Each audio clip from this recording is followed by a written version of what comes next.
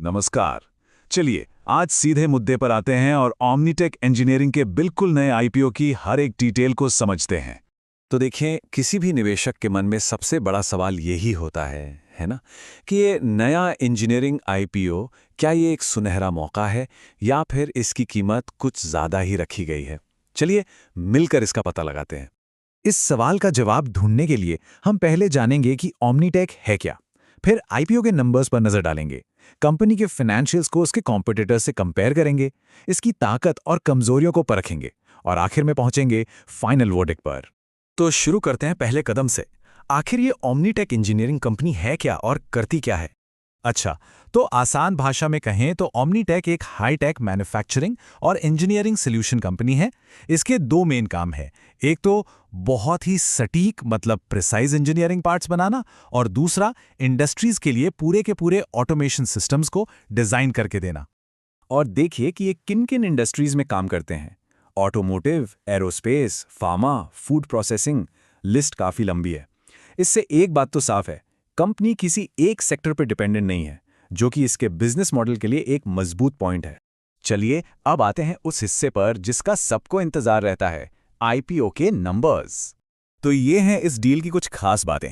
IPO 25 से 27 फरवरी तक खुला रहेगा। प्राइस बैंड रखा गया है 216 से 227 रुपए प्रति शेयर का। और हाँ, कम से कम 66 शेयरों के लॉट में अप्लाई करना होगा, जो कि मिनिमम इन्वेस्टमेंट है। और जो टोटल रकम जुटाने की कोशिश हो रही है वो है 583 करोड़ रुपए। तो इशू का साइज काफी बड़ा है, इसमें कोई शक नहीं। अब ये समझना बहुत जरूरी है कि ये पैसा आ कहां से रहा है। देखिए, लगभग 72% यानी 418 करोड़ रुपए फ्रेश इश्यू है। ये एक बहुत अच्छी बात है, क्योंकि इसका मतलब है कि ये पैसा सीधे कंपनी में जाएगा उसकी ग्रोथ के लिए। बाकी का 28% हिस्सा ऑफर फॉर सेल है, जिसमें मौजूदा शेयर होल्डर्स अपना कुछ स्टेक बेच रहे हैं। तो अब सबसे बड़े सवाल पर आते हैं, क्या कंपनी की कीमत सही है? चलिए इसके फाइनेंशियल्स को खंगालते हैं और देखते हैं कि ये अपने कंपटीशन के सामने कहां खड़ी है। ये चार्ट हमें कंपनी की प्रॉफिटेबिलिटी के बारे में बताता है, जिसे हम रिटर्न ऑन इक्विटी या आरओई कहते हैं।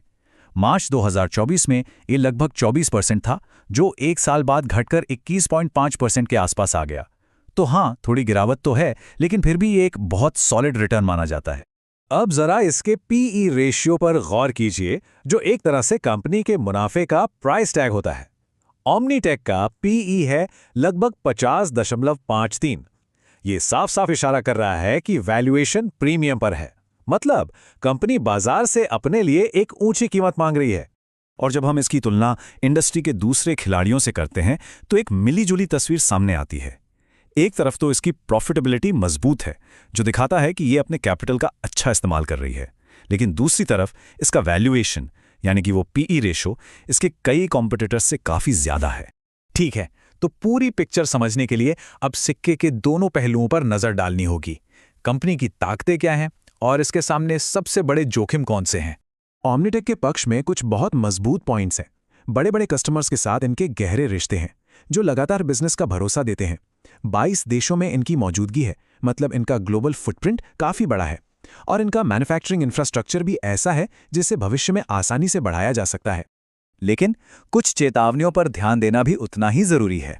कंपनी अपने टॉप 10 ग्राहकों पर बहुत ज्यादा निर्भर करती है, जो एक रिस्क है। अगर एक भी बड़ा ग्राहक चला गया तो कमाई पर सीधा असर पड़ेगा। इसके अलावा एक्सपोर्ट मार्केट्स पर बहुत ज्यादा डिपेंडेंस और बिजनेस को चलाने के लिए लगातार बड़ी पूंजी की जरूरत, ये कुछ अहम बातें हैं जिन पर गौर करना होगा। और देखिए, इसी बात को ये चार्ट और भी साफ कर देता है। कंपनी की 70% से भी ज्यादा कमाई एक्सपोर्ट से आती है। इसका सीधा मतलब ये है कि ग्लोबल इकोनॉमी में कोई भी गड़बड़ कंपनी के लिए एक बड़ा खतरा बन सकती है। इसे नजरअंदाज नहीं किया जा सकता। तो इन सब बातों को एक साथ रख कर देखें तो आखिरी निष्कर्ष क्या निकलता है? निवेश को लेकर फाइनल वर्डिक्ट क्या होना चाहिए? अंतिम निष्कर्ष ये है, आईपीओ की कीमत थोड़ी ज्यादा लगती है और निवेशकों को एक्सपोर्ट पर निर्भरता और कुछ ही ग्राहकों पर केंद्रित होने जैसे जोखिमों को बहुत सावधानी से समझना चाहिए। ये लाइन परफॉर्मेंस और रिस्क के बीच के संतुलन को एकदम सटीक तरीके से बताती है।